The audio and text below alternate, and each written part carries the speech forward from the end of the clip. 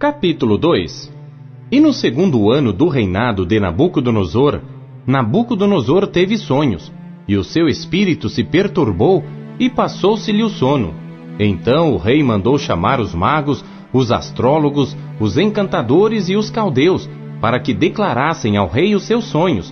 E eles vieram e se apresentaram diante do rei. E o rei lhes disse: Tive um sonho, e para saber o sonho, está perturbado o meu espírito. E os caldeus disseram ao rei em aramaico: Ó rei, vive eternamente.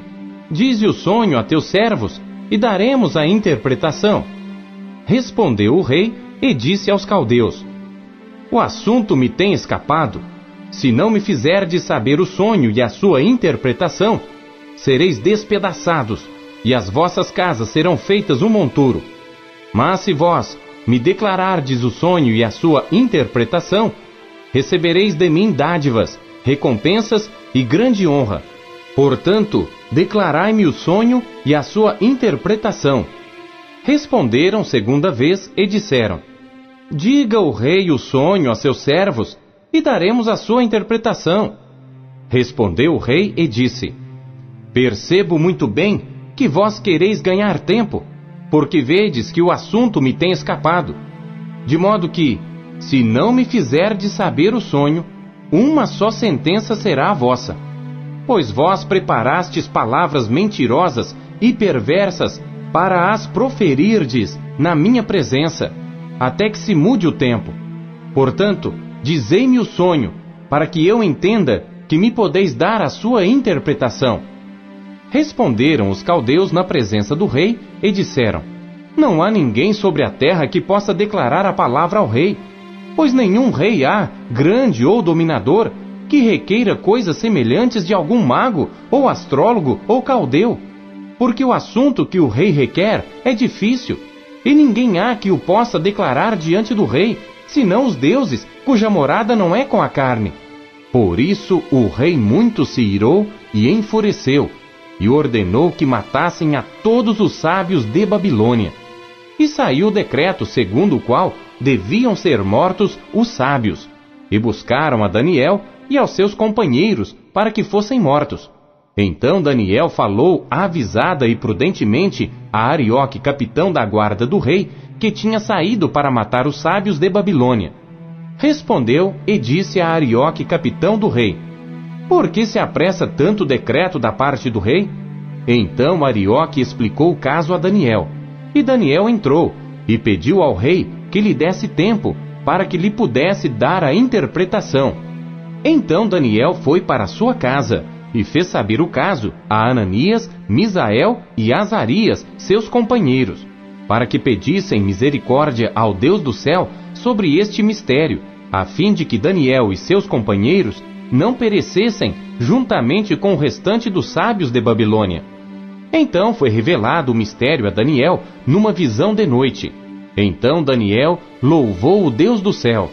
Falou Daniel dizendo: Seja bendito o nome de Deus, de eternidade a eternidade, porque dele são a sabedoria e a força, e ele muda os tempos e as estações. Ele remove os reis e estabelece os reis. Ele dá sabedoria aos sábios e conhecimento aos entendidos. Ele revela o profundo e o escondido. Conhece o que está em trevas e com ele mora a luz. Ó Deus de meus pais, eu te dou graças e te louvo, porque me deste sabedoria e força. E agora me fizeste saber o que te pedimos, porque nos fizeste saber este assunto do rei. Por isso Daniel foi ter com Arioque, ao qual o rei tinha constituído para matar os sábios de Babilônia. Entrou e disse-lhe assim: Não mates os sábios de Babilônia. Introduze-me na presença do rei, e declararei ao rei a interpretação. Então Arioque depressa introduziu a Daniel na presença do rei e disse-lhe assim: Achei um homem dentre os cativos de Judá, o qual fará saber ao rei a interpretação.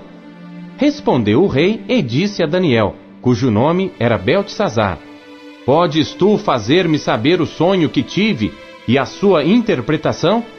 Respondeu Daniel na presença do rei, dizendo: O segredo que o rei requer, nem sábios, nem astrólogos, nem magos, nem adivinhos o podem declarar ao rei. Mas há um Deus no céu, o qual revela os mistérios. Ele, pois, fez saber ao rei Nabucodonosor o que há de acontecer nos últimos dias. O teu sonho e as visões da tua cabeça que tiveste na tua cama são estes. Estando tu, ó rei, na tua cama, subiram os teus pensamentos acerca do que há de ser depois disto. Aquele, pois, que revela os mistérios, te fez saber o que há de ser. E a mim me foi revelado esse mistério, não porque haja em mim mais sabedoria que em todos os viventes, mas para que a interpretação se fizesse saber ao rei, e para que entendesses os pensamentos do teu coração. Tu, ó rei, estavas vendo, e eis aqui uma grande estátua. Esta estátua, que era imensa, cujo esplendor era excelente, e estava em pé diante de ti, e a sua aparência era terrível. A cabeça daquela estátua era de ouro fino, o seu peito e os seus braços de prata, o seu ventre e as suas coxas de cobre, as pernas de ferro, os seus pés em parte de ferro e em parte de barro. Estavas vendo isto, quando uma pedra foi cortada sem auxílio de mão, a qual feriu a estátua nos pés de ferro e de barro, e os esmiuçou.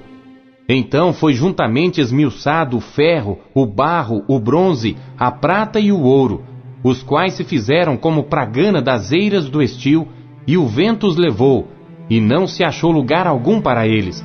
Mas a pedra que feriu a estátua se tornou grande monte, e encheu toda a terra. Este é o sonho. Também a sua interpretação diremos na presença do rei. Tu, ó rei, és rei de reis, a quem o Deus do céu tem dado o reino, o poder, a força e a glória.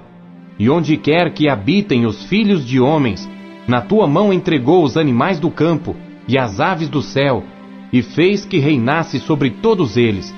Tu és a cabeça de ouro. E depois de ti se levantará outro reino, inferior ao teu, e um terceiro reino de bronze, o qual dominará sobre toda a terra. E o quarto reino será forte como ferro, pois como o ferro esmiuça e quebra tudo, como o ferro que quebra todas as coisas, assim ele esmiuçará e fará em pedaços.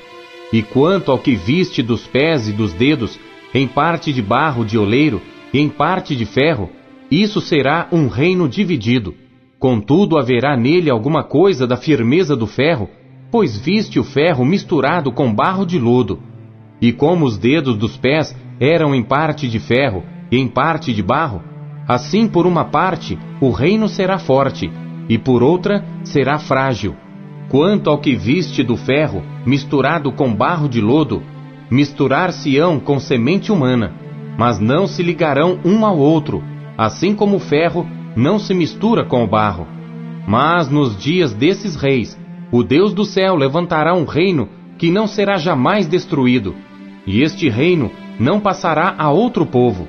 Esmiuçará e consumirá todos esses reinos, mas ele mesmo subsistirá para sempre. Da maneira que viste que do monte foi cortada uma pedra, sem auxílio de mãos, e ela esmiuçou o ferro, o bronze, o barro, a prata e o ouro, o grande Deus fez saber ao rei o que há de ser depois disto. Certo é o sonho, e fiel a sua interpretação. Então o rei Nabucodonosor caiu sobre a sua face e adorou a Daniel, e ordenou que lhe oferecessem uma oblação e perfumes suaves.